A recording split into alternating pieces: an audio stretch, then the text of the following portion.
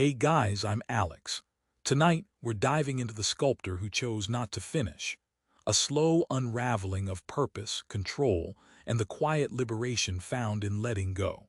Welcome to Stillness and Strength channel, my quiet little corner of the internet where we breathe, reflect, and return to what truly matters. The world may not be yours to control, but your mind, that's your kingdom. So before you get comfortable, take a moment to like the video and subscribe, but only if you genuinely enjoy what I do here. And let me know in the comments where you're listening from and what time it is where you are. I love knowing who's on the other side of this quiet night. Now, dim the lights, maybe turn on a fan for that soft background hum, and let's ease into tonight's journey together. You stand before the block of stone. It looms in the center of your workshop, cold, unmoved, and waiting. And though it has no voice, it speaks, with silence heavy enough to feel in your chest. There's no rush tonight. You don't even pick up your tools right away. You just stand, breathing in the faint scent of mineral dust, of earth locked in silence. This isn't just a block of marble, not anymore. It's every dream you've had about greatness, every hope for recognition, every burden of proving yourself. You step closer. You run your fingers along the coarse, uneven surface. It feels indifferent, doesn't it? Unconcerned with what you want from it. Unconcerned with what you think it should become. And already, a small tension begins to gather inside your chest. You remember the first time you saw a masterpiece. The curves so fluid they seemed alive. The stillness so powerful it felt like reverence. You thought, one day I will shape something like that. I will bring stillness to life. But now here, this block doesn't care about that story. It only offers resistance. You prepare your space. The stool in the corner. The small table where your tools lie in wait. Chisel, mallet, rasp. All neatly arranged like a ceremony. And in a way, it is a ritual of intention. But a strange quiet drapes over the room tonight. It's not hesitation exactly, it's something softer, something like watchfulness. You sit down, you breathe. There's a teaching in Stoicism: start with what's in your control. Not the final sculpture, not how others will see it, not whether it will ever be considered beautiful or profound. Just your effort, just your breath, just the next movement of your hand. But still, the block of stone feels like a mirror, and what it reflects back isn't always pleasant. Your doubts, your pride, your craving to be remembered. You wonder, what am I really carving here? A statue, or a version of myself that I wish others would love? And in that wondering, something loosens. The Stoics would say, you can't control the marble, only your judgment about it. Only the story you tell yourself while you shape it. So you close your eyes. You picture the form inside the stone, the one you imagined, the one you've clung to. It's beautiful. It's strong, it would impress people. But tonight you also notice how tight your chest becomes when you hold that image. There's pressure. There's fear. There's the quiet despair of needing it to be just right. And slowly, you open your eyes again. The stone has not changed, but maybe you have. You rise from the stool, step back, and just look. For tonight, maybe that's enough. Not to begin shaping, not to chase perfection, but to sit with the weight of potential and not demand that it become anything. There's a paradox in the sculptor's life. The more certain you are of what should be carved, the less you allow yourself to see what's really there. What if this stone is not an obstacle? What if it's not even a medium? What if it's a mirror asking you to face the parts of yourself that are still unformed, still waiting for your gentle attention? So tonight, as the night deepens and the hum of silence fills the room, you let the block remain untouched. And strangely, that feels like the truest gesture of all. What does it mean to begin without needing to finish? You exhale. You listen, you stay. The chisel lies there, still untouched. You notice how easily the hand reaches for it, out of habit, not out of clarity. Because that's what you've been taught, isn't it? To always move, to always make progress, to never waste time just watching. But you're not wasting time, you're studying. And in that studying, something inside you begins to slow down, like sediment falling gently through water. You remember a moment from childhood, A small piece of wood, a kitchen knife, and a vague idea that you could turn it into something magical. You didn't know how. You didn't care. It was play. It was wonder. It was freedom. But as the years passed, that freedom narrowed. Now every creation needs a name. Every piece of art must have a reason. Every choice must justify itself to some invisible judge. What happened to that quiet joy? There's a teaching from Epictetus that lingers in your thoughts. If you wish to be happy, make it your concern only with those things which lie within your power. But you, like most of us, have been carrying the weight of the unmanageable, the opinion of critics, the echo of comparison, the myth of arrival, that once this sculpture is complete, you will finally be enough. You finally pick up the chisel, but not to strike, just to feel its weight, to remind yourself this is only a tool. It does not know your worth. It cannot promise fulfillment. It is not your salvation. Outside, wind brushes gently through the open window. It stirs the canvas draped over the shelves, sending light shadows dancing across the floor. Everything here is still, unfinished, alive in its waiting. You place the chisel down again. You ask yourself gently, why am I sculpting? Is it because of the love for form or the fear of being forgotten? That question, like all real questions, doesn't rush to answer itself. It lingers. It hums low in your chest. Maybe you realize tonight that you've never truly asked. You've only obeyed an ancient momentum, the compulsion to create, to prove, to immortalize. But even the greatest sculptures turn to dust. Even marble forgets. And in that truth, you find no sadness, only peace. You think of Marcus Aurelius writing by candlelight, knowing that none of it might last. And yet still he wrote, not to be remembered, but to remember himself. Maybe that's all the sculpture needs to be. Not a monument, but a reminder that you were here, that you saw, that you tried to live with eyes wide open. So tonight you don't strike the stone. You strike the idea that you must always strike. You release the grip of urgency. You loosen the chains of imagined deadlines, and something opens. You begin to see not what the sculpture should be, but what it already is: a teacher, a partner, a presence. It asks nothing of you except honesty. And here's the paradox again. The moment you no longer need to finish something, you finally begin to see it clearly. The mallet sits beside the chisel now. You've arranged them carefully, not for use, but for reverence. The work is still calling to you, but not as command, as invitation. You might begin tomorrow or not. You might change your mind or deepen it. The Stoics never demanded that you renounce action, only that your actions arise from clarity. And tonight you are beginning to clear. So the stone remains, uncut, whole, still. And you remain beside it, patient, soft-eyed, awake. Can you sit with your life as it is before trying to shape it into what it's not? The night deepens, and the stillness is no longer empty. It's full. You return to the workshop the next evening. The light has shifted. That golden hush before dusk, when the world exhales and even the air seems to pause. The stone is still there. Of course, unchanged. But something about your way of looking has softened. You walk around it slowly, tracing its shape without touching. There's no urgency tonight either, but there is curiosity. A quiet question that continues to echo. What lives inside this form that does not want to be forced? You've spent so much of your life trying to control things, to shape people's perceptions, to refine your emotions, to craft an identity that feels both admired and safe. But the more you tried to control, the more brittle things became. Like a sculpture that's been overcarved, elegant, maybe, but lifeless. There's a teaching from Seneca that hovers in your mind now. Fate leads the willing and drags the unwilling. You begin to wonder if you've been dragged all this time, by your own expectations. You pick up the chisel, gently this time. No more the grip of someone who must conquer the stone. You hold it like a question, like something sacred. And then the first strike. It's not dramatic, it doesn't echo, it's quiet, measured, deliberate. A small sliver falls away like a breath released. You don't rush to make another mark. You simply observe what changed, not in the stone, but in you. For the first time, you feel the difference between shaping from control and shaping from listening. Each move you make is no longer a demand, but a response.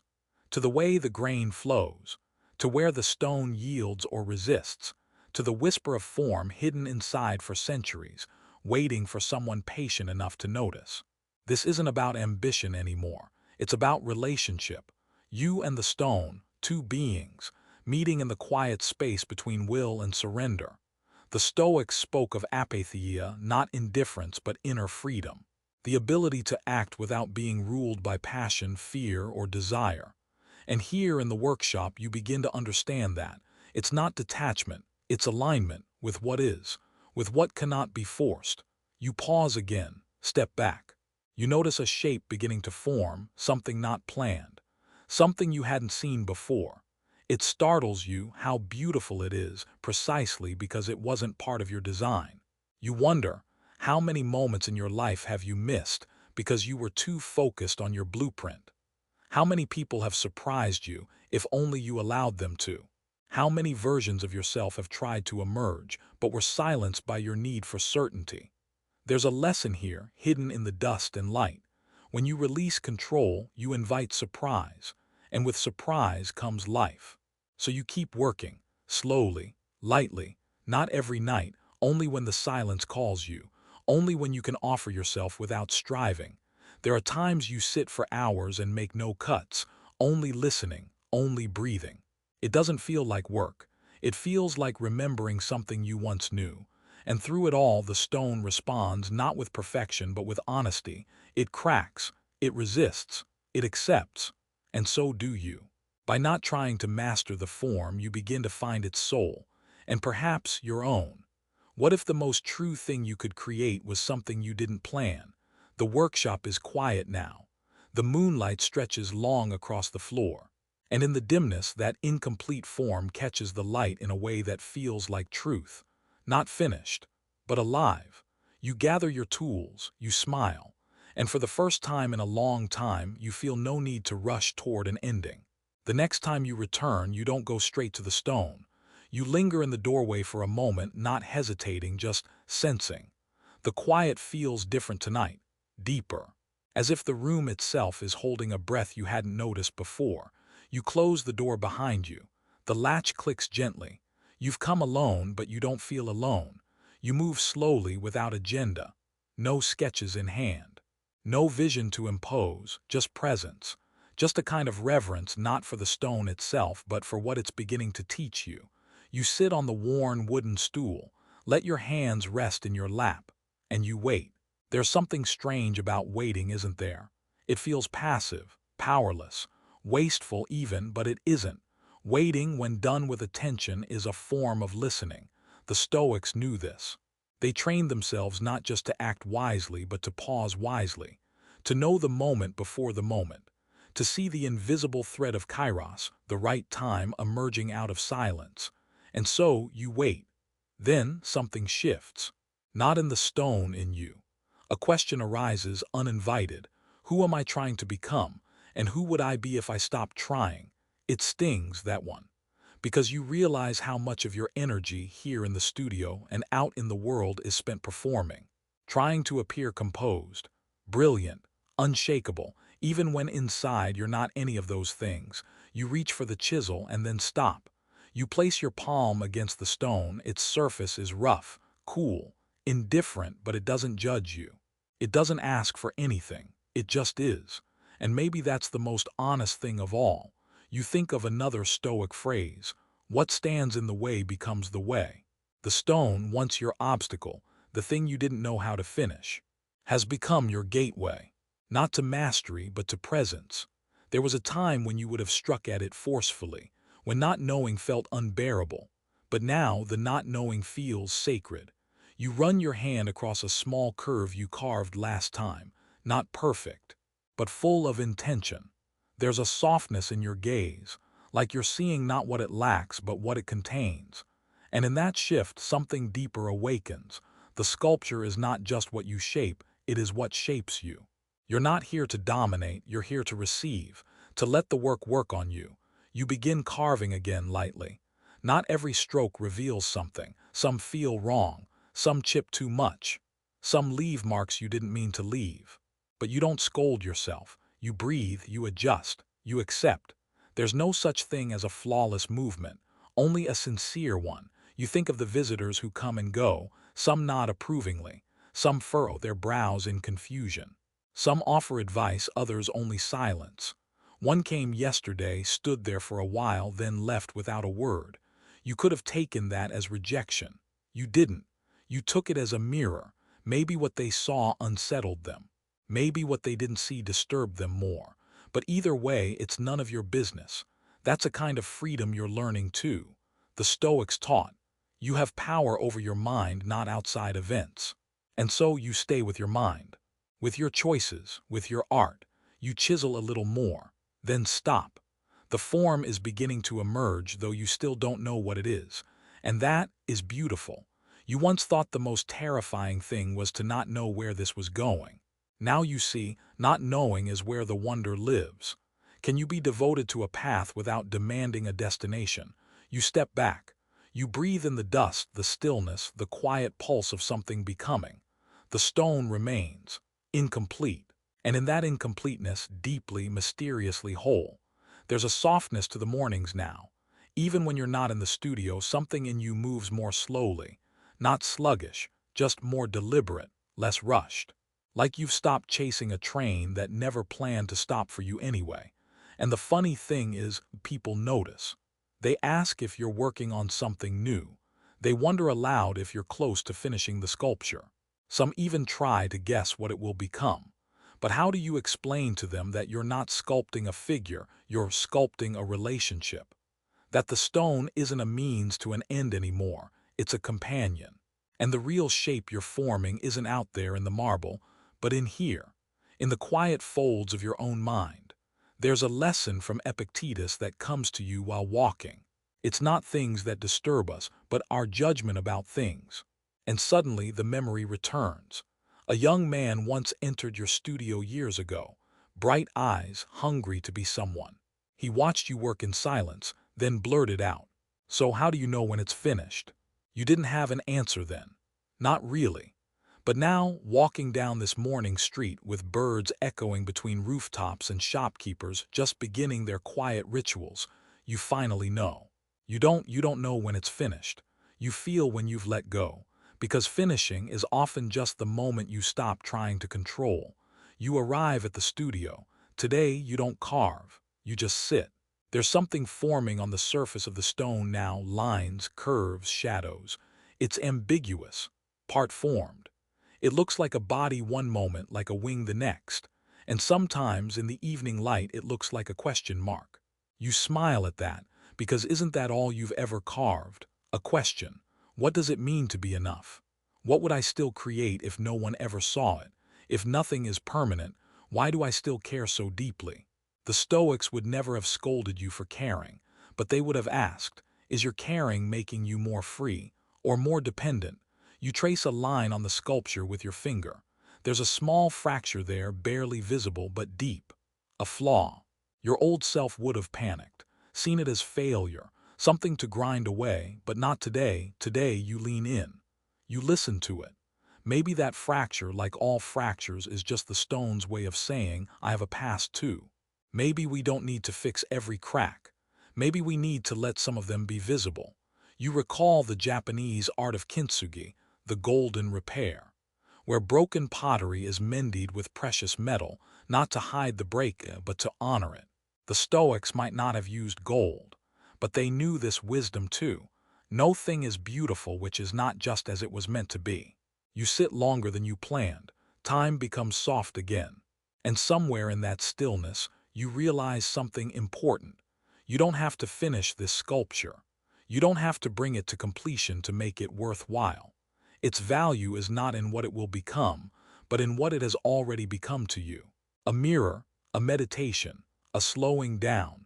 What if your real work isn't to finish the sculpture, but to finish the need to finish? You smile gently, not the smile of triumph, the smile of someone who finally understands. Completion is not the goal, presence is. The studio grows dim. Shadows stretch across the floor like quiet rivers. You run your hand across the stone one last time for the evening. You don't say goodbye, you say thank you. The rain begins just as you arrive.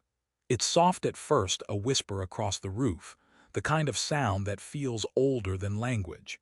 You pause at the door to the studio, letting the rhythm sink in, letting yourself match its slowness. Inside, the air smells different: damp wood, cold stone, earth returning to itself. And there in the center of the room your sculpture waits, unfinished, unhurried, a quiet presence in a quiet room. You light a small candle on the workbench. Not for light, really, but for intention. A way of saying, I'm here, I'm listening. There's a Stoic phrase that comes to mind. Don't demand that things happen as you wish, but wish for them to happen as they do. It used to sound passive to you, like giving up. But now, standing here with the candle flickering and the rain folding gently around the roof, you realize it isn't surrender, it's alignment. It's meeting the world without resistance. You approach the sculpture. A thin layer of dust coats the base, not from neglect but from stillness. And then you see it, a single trail of rainwater. Somehow, through a crack in the roof or a window slightly ajar, a droplet had made its journey down the marble's face. It left a small trail, a line as fragile and as alive as a breath. And it's beautiful, not carved, not designed, just occurred. You reach out not to wipe it away but to trace it. There's something strangely intimate about it, like the sculpture has wept in your absence. And instead of ruining the form, it has made it more human. You sit down beside it, and for a long time you say nothing.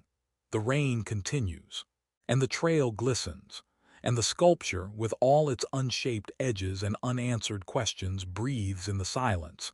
This was never about perfection. You see that now. It was about relationship, about allowing yourself to feel through stone, to chip away at the masks, the shoulds, the expectations so deeply lodged in your flesh that you forgot they weren't part of you. The rain reminds you. There is a softness the world wants you to remember. Even stone, under time and tenderness, can be reshaped. Even you. There's a crack near the base, one you had planned to fill, but now you wonder what it would mean to leave it exposed. To let people see that the stone isn't flawless. And by extension, neither are you. And that's not just okay. That's where the truth lives. You think of Marcus Aurelius, writing late into the night. When you arise in the morning, think of what a precious privilege it is to be alive, to breathe, to think, to feel, to love. Not to achieve, not to finish, just to be. The sculpture, now with a single trail of rain down its side and a growing network of quiet imperfections, begins to feel more like a self-portrait than a project. You don't pick up the chisel tonight. You don't need to. There are other forms of carving, invisible ones. Moments when you sit beside something broken and choose not to fix it. Moments when you stay in a room where silence grows thick, and instead of fleeing, you listen. Moments when you stop needing every line to make sense. And that's what tonight is. A kind of carving not into stone but into your story. You whisper not to the sculpture but to yourself, I don't have to finish this to be free. What if the art is not the sculpture at all but the way you learn to sit with the rain? The storm deepens outside. A distant thunder rolls like a slow drum beat. And still you stay, breathing, noticing, becoming. The next morning the rain is gone. But it leaves behind its memory that fresh scent of earth, the soft light pooled on the floor and the faint shimmer still clinging to the studio window. You arrive quietly, as you always do now. There's no announcement, no grand gesture, just the turning of a handle, the hush of breath, the subtle awareness of returning to something that no longer needs you to prove anything. You notice the rain-marked trail still visible on the sculpture. Fainter now, but there. It has dried into the surface like a secret, one only the patient would notice, and you are learning to be patient. You step closer and rest your hand against the stone, cool, unmoved, but somehow receptive. Once again, you pick up the chisel, not because you're trying to complete something, but because you're curious again. Curious about what it means to touch the world without forcing it, to shape without domination, to act without expectation. Your first stroke is gentle, measured, more like a gesture of listening than command, and the stone, as always, responds slowly. A faint edge gives way. The form begins to bend in a new direction, one you hadn't planned, and you let it. Because control is not always strength. Sometimes strength is in yielding, in surrendering to the unexpected curve, in walking with the form, not ahead of it. The Stoics spoke of living according to nature. It sounds abstract at first, philosophical, maybe even rigid. But when you're here, with your hands dusted in white, and your breath matching the rhythm of small movements, it begins to make sense. Nature isn't something outside you. It's in your hands, in the rhythm of your body, in your ability to flow with the shape, not against it. You pause to sharpen the chisel, a small meditative act. Metal against stone, then cloth against edge. Clean, focused, precise. And you think, maybe sharpening the chisel is more important than cutting the stone. Maybe preparation, in its quiet devotion, is its own form of practice. You've begun to see life like this too.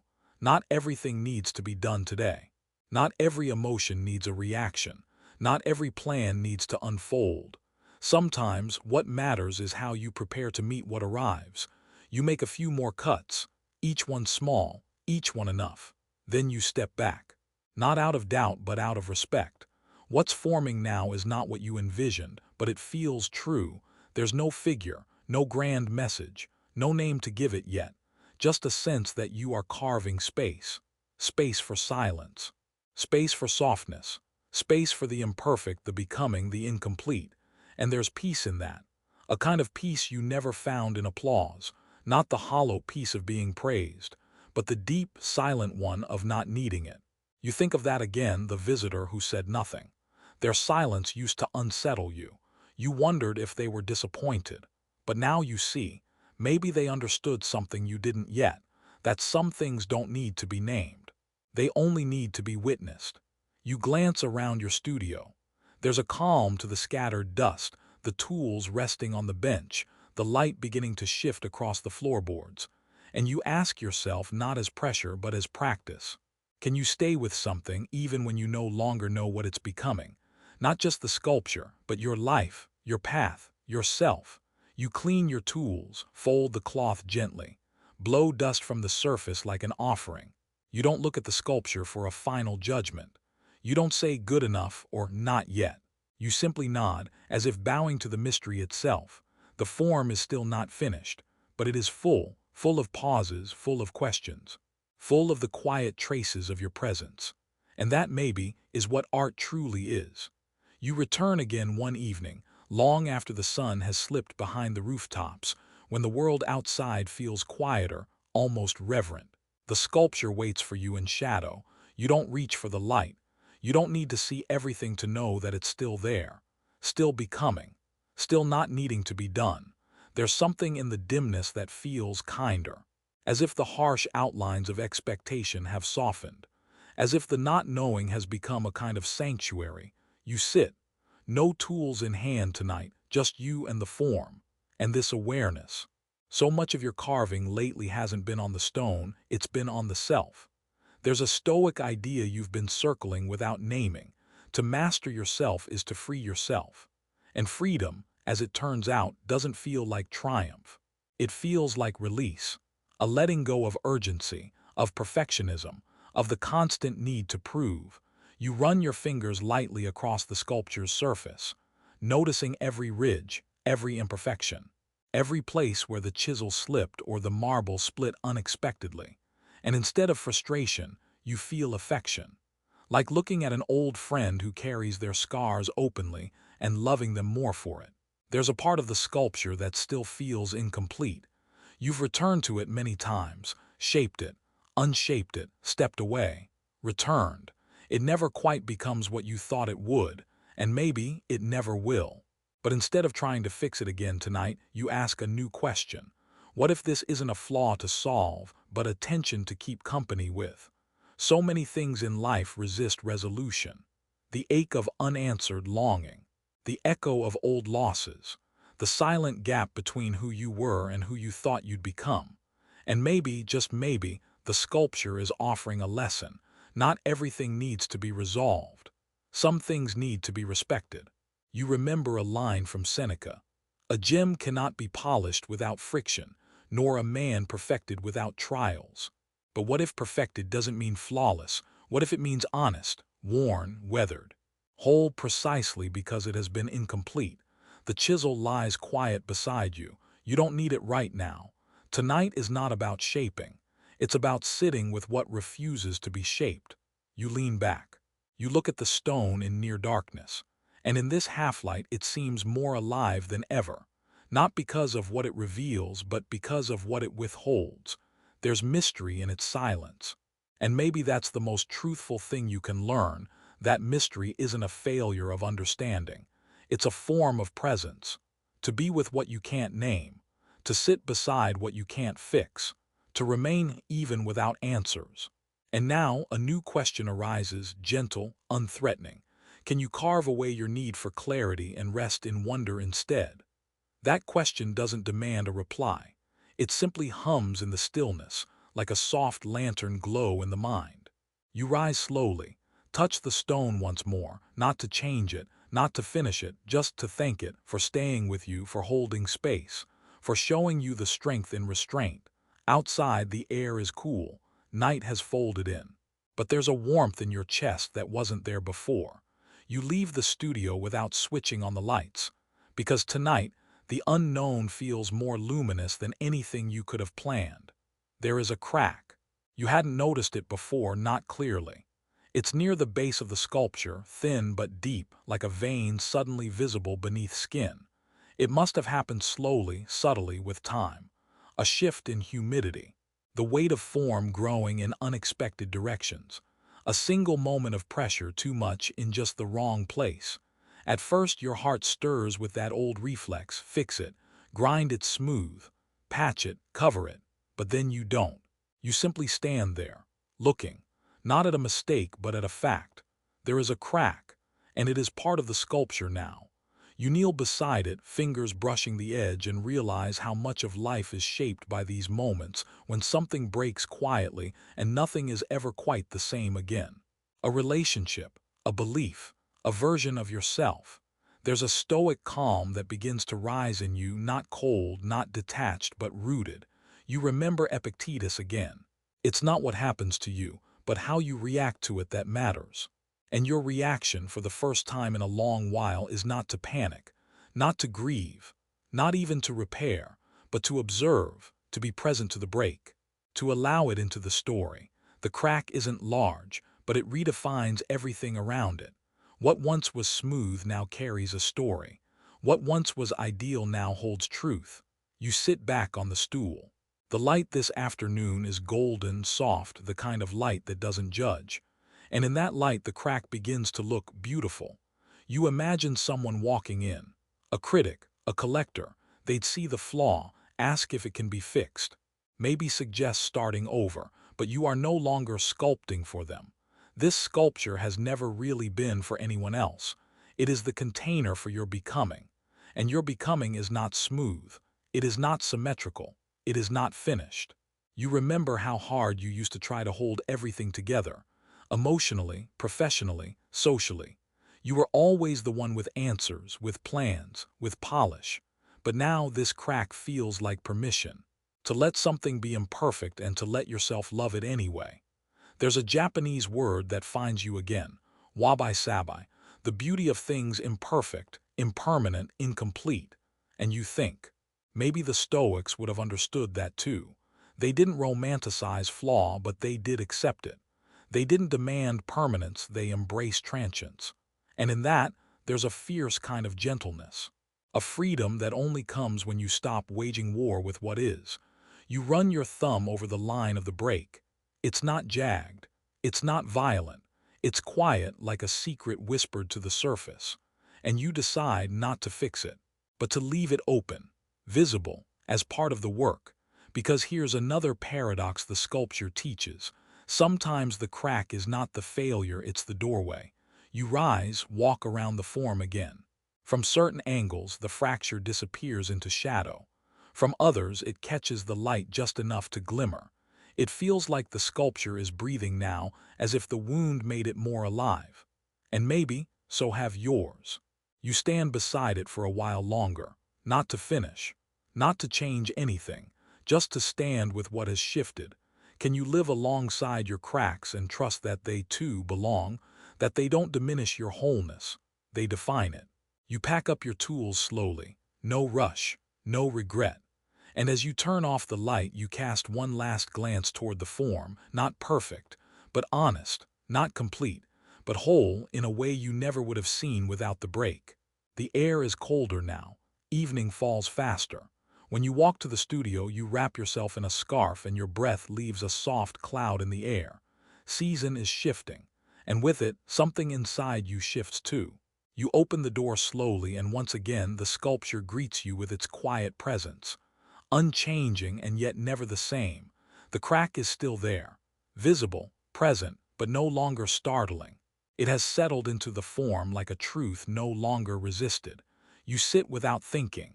There's no agenda, no part of you that feels compelled to work. Just this desire to be near it, to be near yourself. Because that's what this space has become. A kind of mirror, a kind of meditation. You remember a passage from Marcus Aurelius. Nowhere can man find a quieter or more untroubled retreat than in his own soul. And lately, that's what the studio has become for you. Not a place of striving, but a sanctuary. Not a project, but a pause. The world outside still moves fast. You hear it sometimes in the distance: cars, phones, notifications, voices. But it's all muffled here. Here, only one voice matters. And even that voice speaks more quietly now. You pick up the chisel, almost unconsciously. There's a new curve you begin to explore, not because it needs to be there, but because it wants to appear. And this distinction matters more than it ever has. Need versus want. Control versus curiosity. Force versus flow. What you're learning through the stone, through stillness, is this: to act without striving, to move without grasping, to create without clinging. It's a radical thing in a world that equates value with output. You once believed that too, that you had to finish something to prove your worth, that stillness was laziness, that rest was failure in disguise. But now you carve more gently, you pause more often, you step back sooner, not because you're less committed, but because you're more aware of how quickly you used to chase meaning, and how meaning often arises in the pauses you used to avoid. You run your hand along the form, it's smoother now. Not finished, but softened by time, by returning, by attention. And isn't that what love is? Not intensity, not fireworks, but returning, again and again without demand. You begin to wonder, what else in my life could change if I stopped needing it to be complete and simply kept showing up for it with care? A relationship, a dream, a self. You look around your space. Everything here has become part of the sculpture: the light, the dust, the silence. Even the days you did nothing, they left a shape too. And here is another paradox. What you don't carve still contributes to the form. What you hold back, what you leave untouched, what you allow to remain unknown, these too are part of the art. The Stoics wouldn't call it art maybe, they'd call it discipline, wisdom, virtue. But it's the same current: to live with less noise, to choose intention over reaction, to make peace with incompleteness. You clean your hands, not because the day is done, but because you're done for today. There's a difference. You don't need to maximize every hour. You don't need to finish. You just need to return. And you will. You always do. Because now this isn't about a sculpture.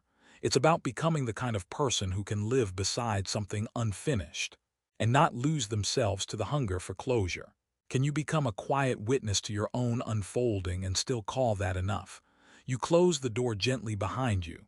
The cold air meets your face, but it feels welcome. You walk slowly. No rush, no race, just breath and presence. And trust. It begins with absence. You don't come to the studio for days, not because something's wrong, not because you've given up, but because life pulls you elsewhere. A friend needs help. A family gathering calls you home. A long walk turns into a long conversation, and by the time you return, the sun has already set. And still, you feel no guilt. This is new. You used to panic when you weren't producing. used to hear the tick of every wasted hour echoing like failure. But not anymore, because now you understand, the work continues even when your hands are still. In fact, some of the deepest shaping happens in the silence between sessions, like rain feeding roots you can't see, like muscles strengthening while you sleep. So when you finally return one early morning just before sunrise, the studio feels different, not abandoned, not waiting, just here like it always has been. The sculpture, too, seems unchanged. And yet, as the soft blue light spills across its surface, something in it feels deeper. You notice things you hadn't before, subtle curves, hairline edges, the way shadow pools at the base like water held in cupped hands. And you realize, the longer you look, the more there is to see. The Stoics often warned against rushing to conclusions about people, events, even ourselves. They knew. Perception is not passive, it's a discipline. To see clearly, you must slow down, peel away projection, resist interpretation. And that's what you do now, not sculpting, not planning, just seeing. You step around the form in a slow circle, letting the shifting light show you what time and absence have revealed. There's a softness to your attention, an intimacy born not from effort but from presence. Eventually, your hands move again. Not to fix, not to finish, but to listen through contact. Each motion is simple, a breath, a brush, a small indentation that feels less like control and more like response. This isn't the urgency of creation. It's the patience of companionship. And there's another realization that settles in quietly. Maybe you're not sculpting a figure. Maybe you're sculpting your capacity to stay with what's uncertain, to stay with what you can't name yet, to stay even when no one is watching. That last one used to haunt you. You wanted the eyes, the admiration, the proof that your work mattered. But now something softer speaks in the silence. It matters because you stayed. You think again of Epictetus. Don't explain your philosophy, embody it. And what better embodiment than this? To create not for applause but for alignment, to shape not for recognition but for return. You sit beside the sculpture again. Your tools rest nearby but unused. You don't need them right now. What you're shaping today is invisible, internal, subtle. You're learning the value of absence, the wisdom of stepping back, the quiet strength of not always doing. And as you sit there, something else arrives, gratitude, for the silence, for the stone, for the version of yourself who dared to stop striving. Can you thank your past self, not for being perfect, but for beginning? The one who first picked up the chisel, who showed up with fear in their hands, who didn't know what this would become and started anyway. You whisper a soft thank you, not out loud, just inward, a nod toward the path already walked, and then a gentle breath. You rise, no need to mark the moment, no need to define it. The sculpture is still unfinished. So are you, and that is no longer a burden. It's a blessing. You dream of the sculpture, not in full, not a clear image, more like a feeling, a presence, as if it has followed you into sleep, not to be decoded, but simply to remind you, I am part of you now. And when you wake, that feeling lingers, not urgency, not pressure, just quiet companionship. You take your time rising, make tea, watch the steam curl upward like a question left unanswered. There's no rush to return to the studio. You no longer confuse stillness with delay. When you do arrive, it's midday. The sun is high and the light is stark, unfiltered, revealing everything. And still the sculpture stands. You wonder, as you have many times, what is this becoming? But instead of anxiety, the question feels like an invitation. Because now you understand, the form isn't the point. The forming is. And that's where the Stoics whisper again, not from ivory towers, but from inside the chisel's paws. The obstacle is the way. The not knowing, that's the path. The unfinished, that's the mirror. And in this new light you begin again, not with ambition, not with grand strokes, but with curiosity, a small adjustment here, a soft rounding of that edge. Not fixing, feeling. You begin to notice the subtle hum of the studio, wood creaking, your breath sinking with your hands, the weight of the tool settling easily into your palm like an old friend. This is not effort. This is alignment. The distinction matters in art, in life. You once thought discipline was the tightening of the fist. Now you see, true discipline is the unclenching. It's the return. The soft yes to the present moment again and again. And with each stroke you ask yourself, can I be fully here without needing this to become something else? The answer is not always yes. Sometimes your thoughts wander. You imagine who might see this, what they might think. But then you smile because you catch yourself. And that too is part of the practice. Catching, returning, not punishing. That's what the Stoics knew. The mind will wander. The task is not to never drift but to gently return. You step back and look at the sculpture again. You've stopped trying to name it, stopped asking whether it's good. It is, it exists, it reflects, it holds, and that is enough. You walk around the back, a place you once ignored. It's rough, barely touched, but today you trace your hand there too. You give it attention, you let it be part of the story. You think of the parts of yourself you've hidden, the back sides, unfinished, untouched, unseen, and you wonder, what happens when I tend to those too? When you stop sculpting only for the front-facing version of life and begin honoring the whole, you sit again, not tired but full of space, full of breath, full of the awareness that all of this is the sculpture, not just the stone, but the pauses, the doubts, the late mornings and quiet dreams, the walks you took instead of carving, the cracks you chose to leave. You close your eyes for a moment. Let the light warm your face. Let the silence gather in your chest like a sacred weight. And then you ask the question you never dared to ask before. If this sculpture is never finished, could that be a kind of perfection? You open your eyes, the form remains, still becoming, still reflecting something wordless in you, still reminding you you don't have to arrive to be here. You come to the studio before dawn. The sky is still deep blue, not yet yielding to the warmth of morning. Everything feels suspended between night and day, between silence and birdsong, between dreaming and waking. And you too feel suspended, not lost, not uncertain, just aware that you are in between. You don't turn on the lights. You let the sculpture exist in shadow for a while longer. It's peaceful here in the half-light. Forms are softened. Edges blur. You begin to wonder if clarity is always the goal or if there's something sacred in not seeing everything. You move slowly. No tools, no intention, no plan, just presence. You sit down beside the sculpture and breathe. The air smells faintly of dust and wood. Your body remembers the ritual, and the sculpture, still unfinished, offers no demands. You've begun to realize it never did. All the pressure, all the urgency, it came from within. The Stoics spoke of that too. They warned, we suffer more often in imagination than in reality. And how true that has been. How often you feared failure when no one was watching. How often you measured your worth by the shape of progress. But now you are beginning to unlearn that.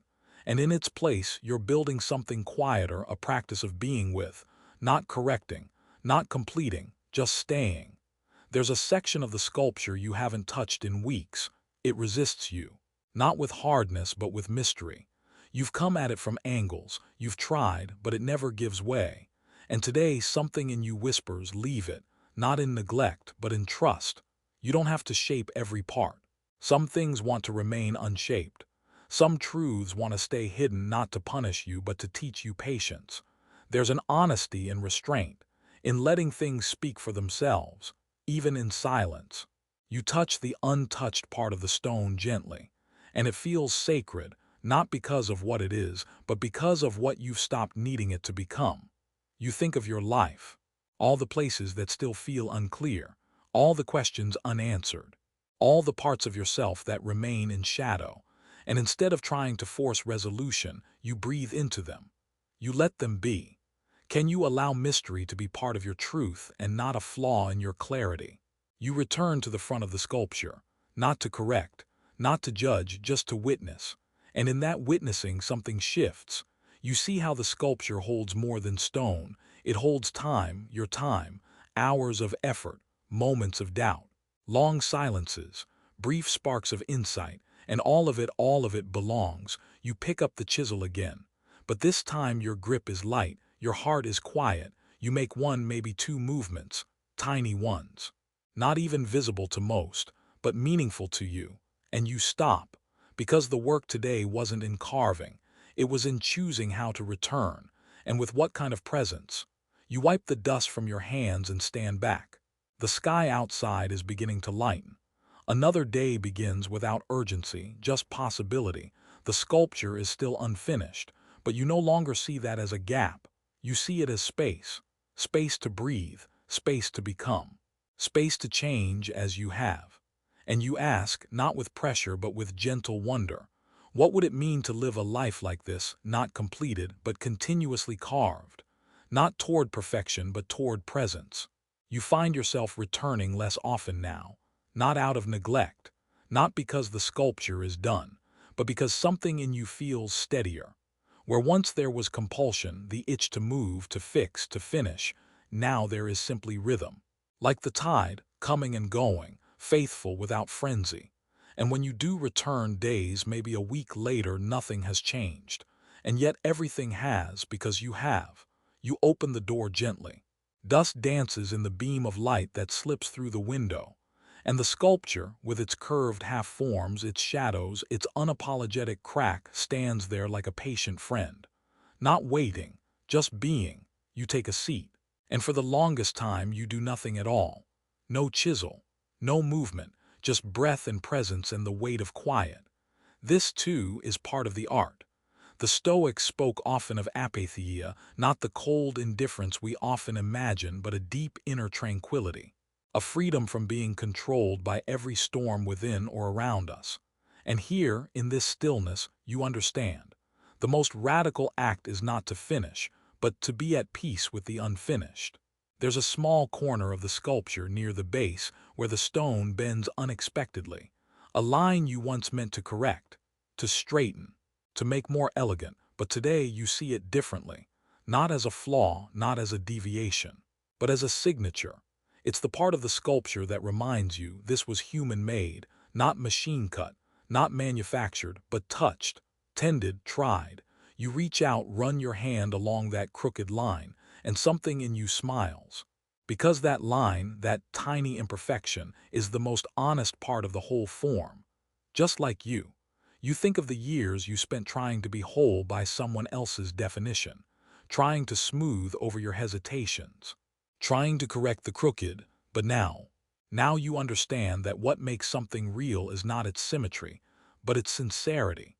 You think of a line from Marcus Aurelius again, almost whispered. If you are distressed by anything external, the pain is not due to the thing itself, but to your estimate of it. And this, you have the power to revoke at any moment. You look at the sculpture again, the cracks, the uncarved portions, the places where your hand hovered and then chose not to strike. And you realize these are not omissions, they are offerings. Every unshaped surface is an act of trust. Every unfinished edge is an act of restraint. Every pause is a kind of wisdom. You walk once around the piece, not as a critic, not as a creator, but as a companion. There's a word that comes to you, one you haven't thought of in years, grace. You never thought it applied to sculpture. But now you see, this is what grace looks like in marble, an acceptance of what is. A quiet reverence for what remains unknown. A hand that shapes and also knows when not to. And here, toward the end, though you no longer think in terms of endings, a final question begins to form in you. What if freedom isn't the absence of limits, but the ability to stand inside those limits and still create with love?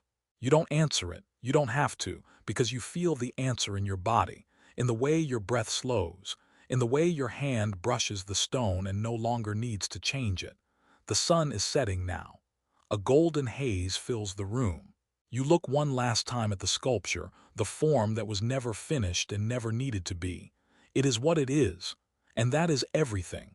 You bow your head slightly, not to the work but to the act of working, to the practice, to the path. Tomorrow maybe you'll return or maybe not, because now you no longer need to come here to remember who you are. The sculpture has done its work. It has carved something in you. Hey guys, I'm Alex. Tonight, we're diving into something I think many of us quietly carry, the ache of not finishing, and the deeper peace that sometimes waits behind that ache. Welcome to Stillness and Strength channel, my quiet little corner of the internet where we breathe, reflect, and return to what truly matters. The world may not be yours to control, but your mind, that's your kingdom. So, before you get comfortable, take a moment to like the video and subscribe, but only if you genuinely enjoy what I do here. And let me know in the comments where you're listening from and what time it is where you are. I love knowing who's on the other side of this quiet night. Now, dim the lights, maybe turn on a fan for that soft background hum, and let's ease into tonight's journey together. The final visit feels more like a beginning. There's no moment of arrival, no dramatic last stroke, no applause, just your hand on the studio door, the familiar creak, the air cool and still. The sculpture stands where it always has. Not waiting, not changed, and yet everything feels different because something inside you has softened into understanding. You don't bring the chisel, you don't sweep the dust, you don't analyze or correct, you just sit, quietly, beside the form that now holds months, maybe years, of quiet labor, of returning, of not knowing. And this time you say something, not aloud, but inwardly. Thank you, not for being finished, but for being faithful. Thank you for holding what I could not yet name. Thank you for breaking when I needed to see what wholeness really means. You remember all the phases, the eager beginning, the messy middle, the crack, the pause, the slow letting go of the need to arrive. And now, at the quiet edge of this practice, you sit in stillness, not because there's nothing left to do, but because you are no longer defined by the doing. The Stoics were never sculptors, but their philosophy was a kind of carving, chipping away what was false, what was reactive, what was unfree. And in that spirit, this sculpture, unfinished in stone, is finished in spirit, because what it shaped in you is more lasting than anything you could have carved on the